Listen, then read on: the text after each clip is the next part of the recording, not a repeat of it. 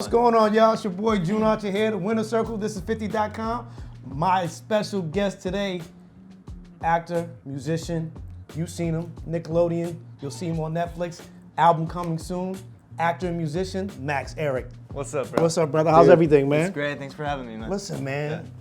Nickelodeon, huh? Back in the day, yeah. Law and Order, huh? Yeah.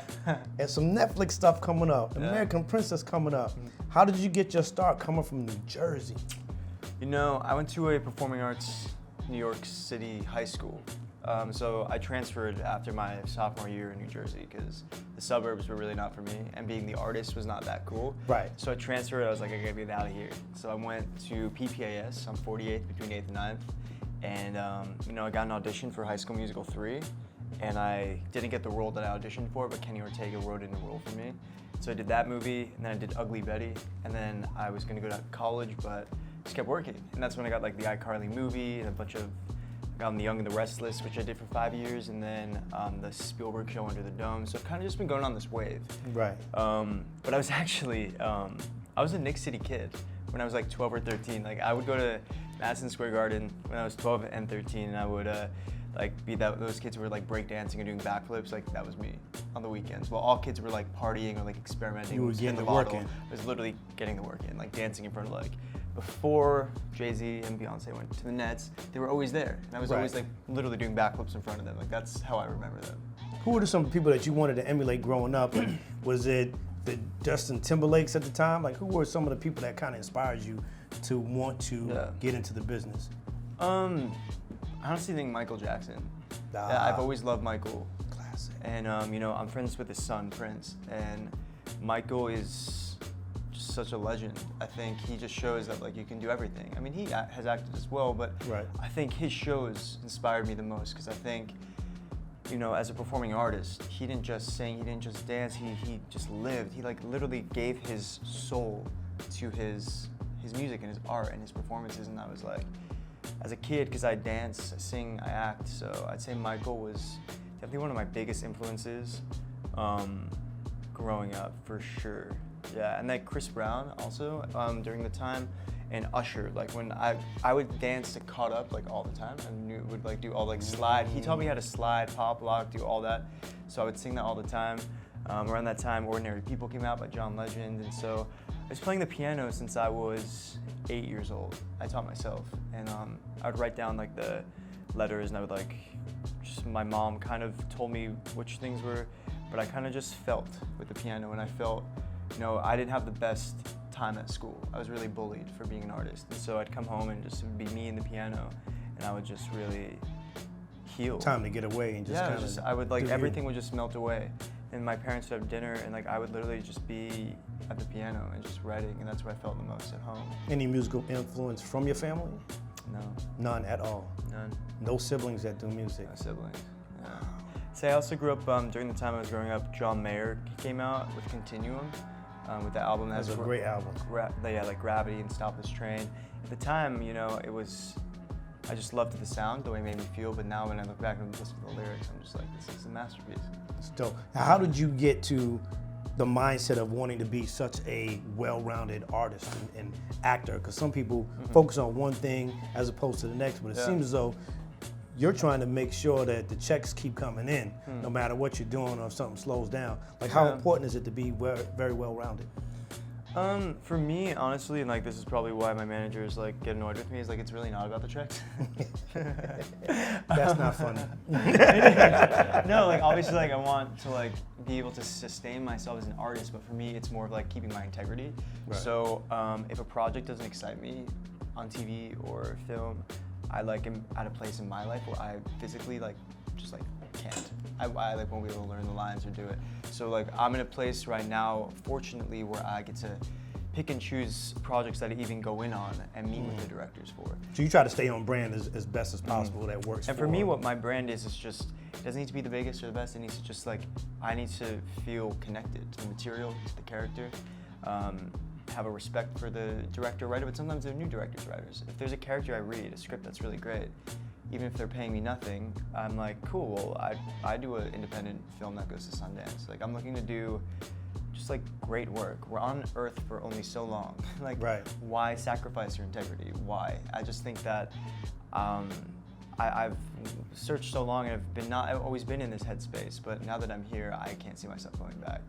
And I really trust God, and I trust the universe, and I just like kind of surrender and see how things unfold and just go with it. How is the audition process for you right now? Is it getting easier as you get along? Yeah, I mean, the only problem is that like I'm always traveling right now. Okay. So usually I have to meet with directors and producers, and I go into the room. But because simultaneously I have a music career that's about to launch alongside my movie and series, sometimes like I'm going to Nashville on Monday, I'm flying to LA tonight, like I'm kind of all over the place travel-wise. Right. So I have to allot some time to like get someone to literally sit in a hotel room with me, video, Liz will be doing this with me, video me as I like say the lines. And yeah, so it's definitely gotten easier in a sense where like a lot of people know my work or they are intrigued. It definitely makes things easier, but when it comes to like actually being able to go into rooms, like it's just like not possible at the moment because I'm always working.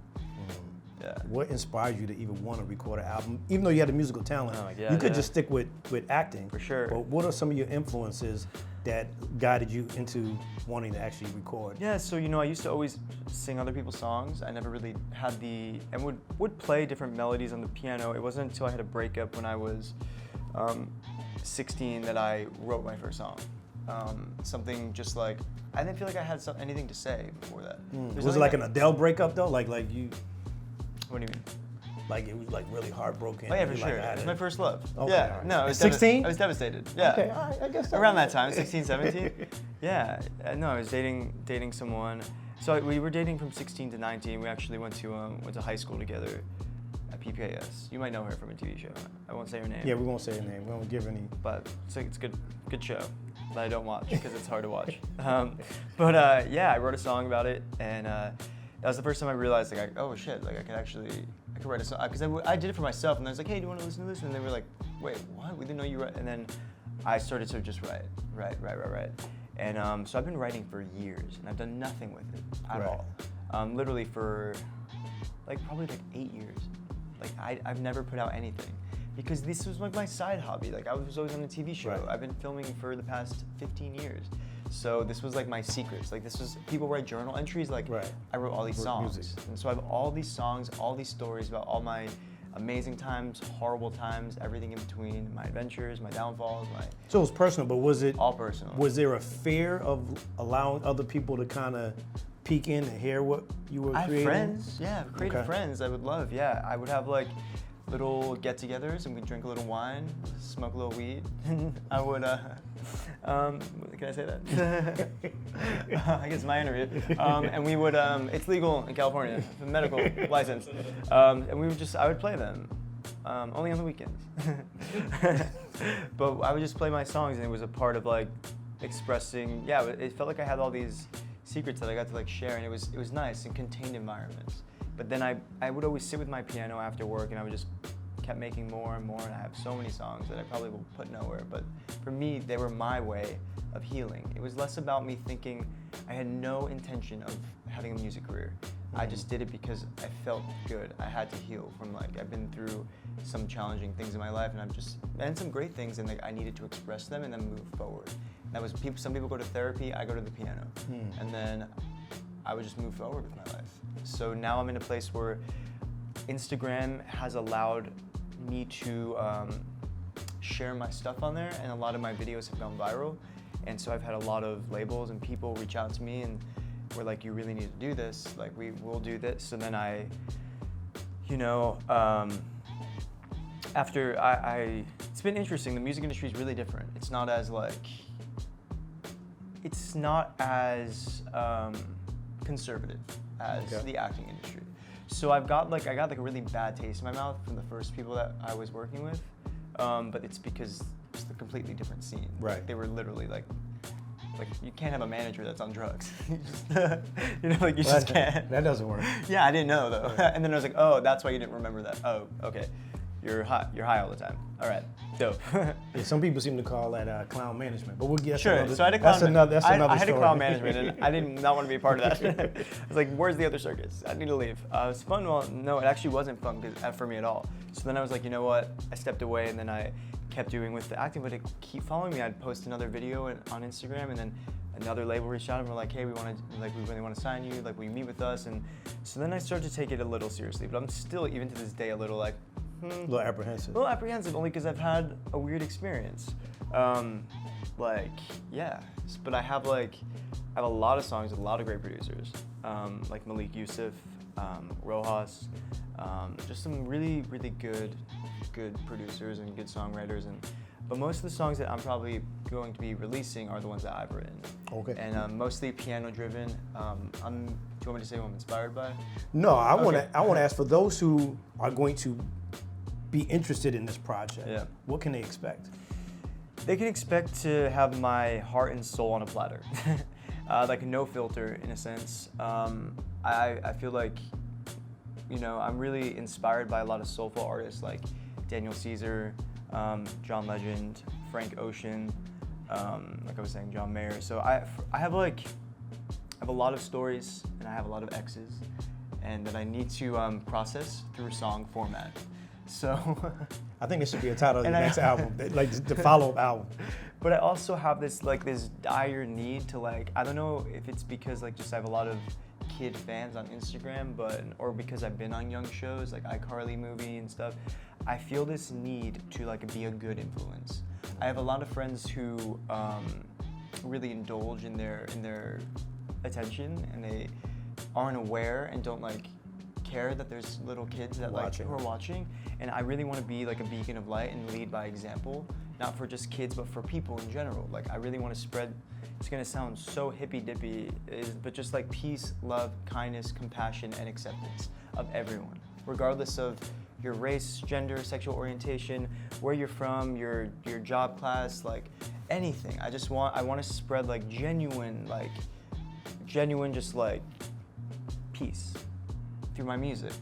For you, what is the best piece of advice to this day that you've gotten that gets you through tough days, whether it's on set, whether it's having writer's block? What gets you through those tough times?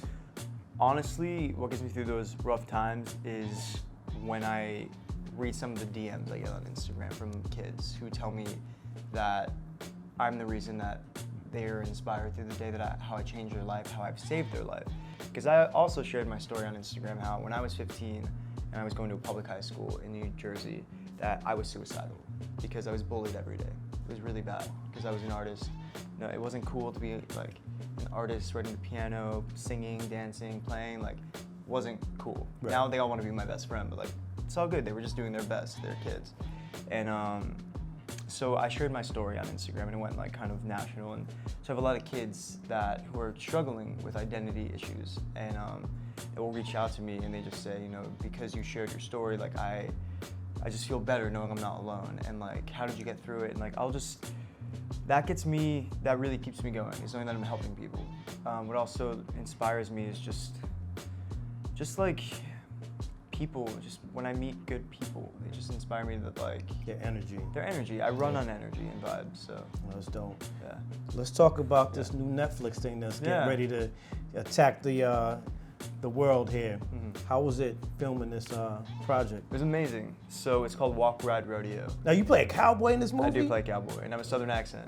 And the weirdest thing is when people do the accent now, I'm I channeled this whole, I talked in the Southern accent for the whole month I filmed it. We were in Santa Fe, New Mexico.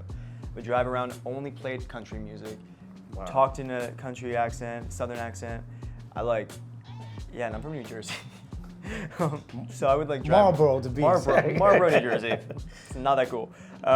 It's very basic, but I would drive around and I would just blast Rascal Flatts and Keith Urban, Dixie Chicks, Wide Open Spaces, and all stuff, and to get me in the headspace. And basically it was great. The story's about an underdog, about Amber Lee Snyder, and a true story. And it talks about how you can have a major setback. She got in a car crash and then was unable to ride, and but my character, I inspire her to get back on the horse, and she does. And It's beautiful. It's a beautiful story, and her story I think will inspire a lot of people. So that's why that project was really heartfelt, and I got to get really close with Amberly because she was there every day that we were filming.